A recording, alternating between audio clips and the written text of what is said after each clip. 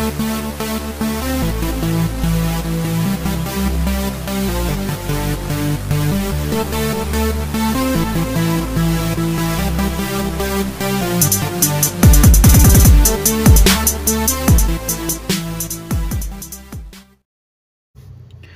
happy Friday racing, bayang karerista. Bago tayo magsimula, no, shoutout lang tayo saglit.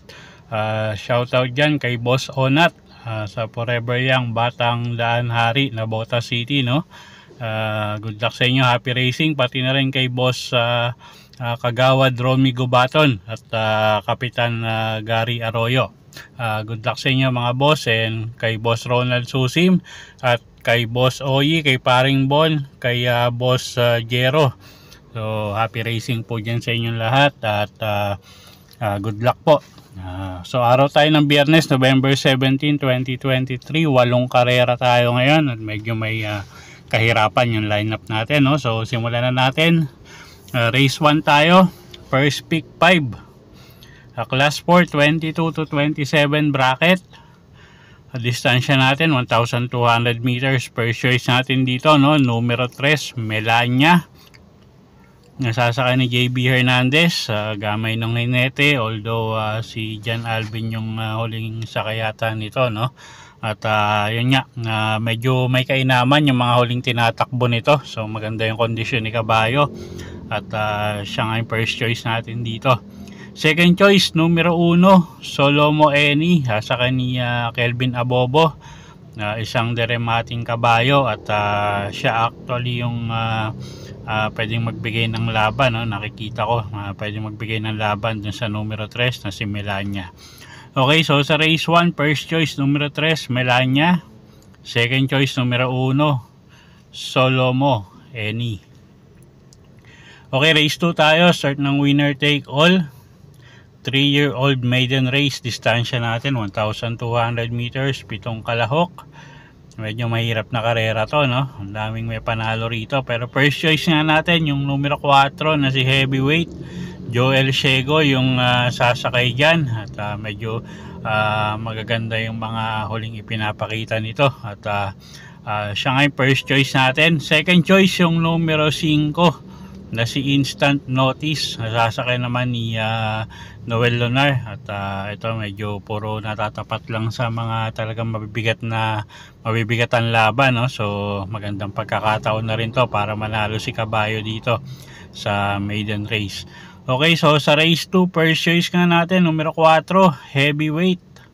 Second choice numero 5, Instant Notice. Okay, race 3 tayo, start ng pick 6. Class 5-5, lowest group tayo dito. 1,200 meters yung distansya. Anybody's race to. Lalagay ako dito sa medyo sa mga dehado, no. First choice numero 3, Baywatch. Nasasakay ni Ciel Advincula. At pag maganda tinakbo nito, tingin ko malaki panalo, no. At medyo may kababaan na sa grupo.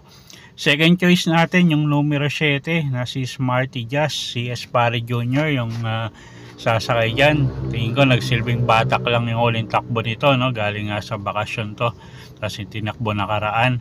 At pwedeng pang dagdag pang dehado, no? Yung numero 5 na si Eunice Aya.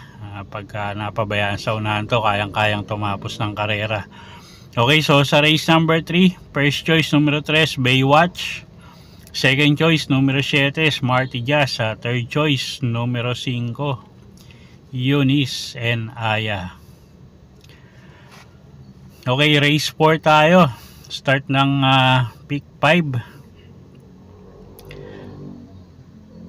Class 5-5 tayo, lowest group ulit, no? 1,200 meters ang distansya natin dito. First choice natin dito, couple entering numero 2, Noir at si Marangal. AM Tansyoko at Pati Dilema yung sasakay dyan. At si Marangal pwedeng isabay sa unahan niya, no? At si Noir isang deremating kabayo. So sila yung first choice natin dito. Second choice numero 7, Lapping Tiger. Sasakay naman ni Michael Diaz de Jesus. Ito gamay ng hinete. At napapatakbo niya ng maganda to, no? So pag nakaremati to, tingin ko may panalo rin. Okay, so sa race 4, first choice nga, Copolento yung numero 2, Noir at Marangal. At second choice, numero 7, Lapping Tiger. Okay, race 5 tayo. Class 4, 16 to 21 bracket. Start ng peak 4, 1,400 meters ang distansya natin dito. Medyo mahirap na karera to, no? First choice natin dito, numero 11, Tipo C. Sasaka ni RC Suson. At medyo may kababaan na sa grupo, no? Pag bumalik yung dating igi nito, tingin ko malaki panalo. Second choice natin yung numero G's na si You Never Know. Sasakay naman ni Kelvin Abobo, isang deremating kabayo. At baka mapabor din yung distansya sa kanya, no? Medyo marami tayo nakikitang matulin. At kuha tayong third choice dito, pang dehado, yung numero 8, Swakto Power Duo. Sasakay ni John Paul Guse. Okay, so sa race 5, first choice numero 11, Tipo C. Second choice numero G's, You Never Know. At third choice natin, numero 8, Swakto Power Duo. Okay, race 6 tayo, class 5, 6 to 10 bracket, 1,400 meters ang distansya natin dito. First choice natin dito, no, numero G's, Dolyarama, Berjomer Galieta yung sasakay dyan. Tingin ko angkop yung distansya sa kanya, no? Isang deremating kabayo at medyo maganda yung post position niya ngayon, nasa pinakalabas. So pwedeng maipwesto agad to.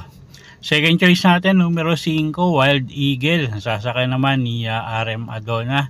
At pag nauna to, tingin ko malaki panalo. At kukuha akong third choice dito, pang dehado, yung numero 4 na si Double Time. Nasasakay naman ni Mark Angelo Alvarez.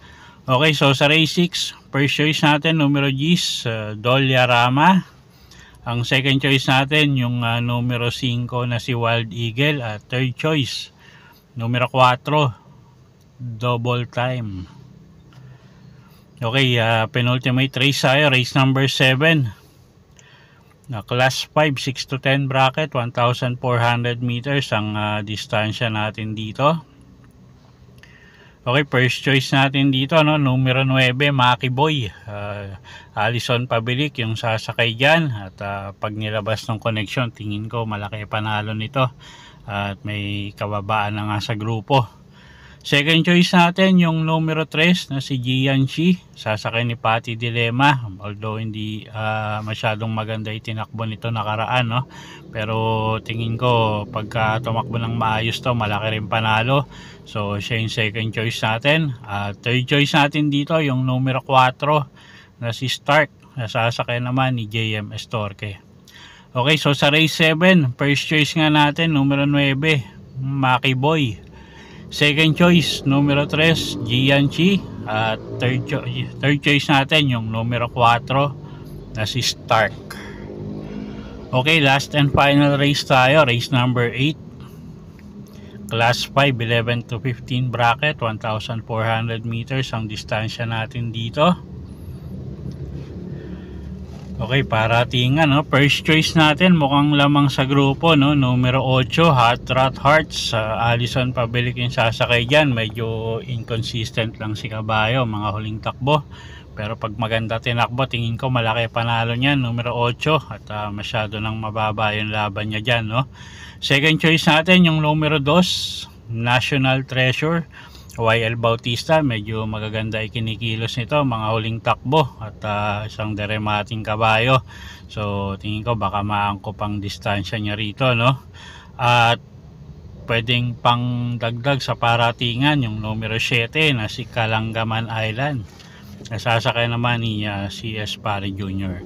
Okay, so sa race 8, first choice nga numero 8, Hot Rod Hearts. Second choice, numero 2, National Treasure. Third choice natin, numero 7, Kalangaman Island. Okay, so yun po yung mga giya natin para sa araw ng Biyernes, November 17, 2023. Sana po yung makatulong sa pagpili nyo ng mga tatayaang kabayo. Inulit ko po, kayo pa rin po masusunod kung saan nyo itataya yung pinagpaguran yung pera. Good luck po At happy Friday racing, bayang karerista.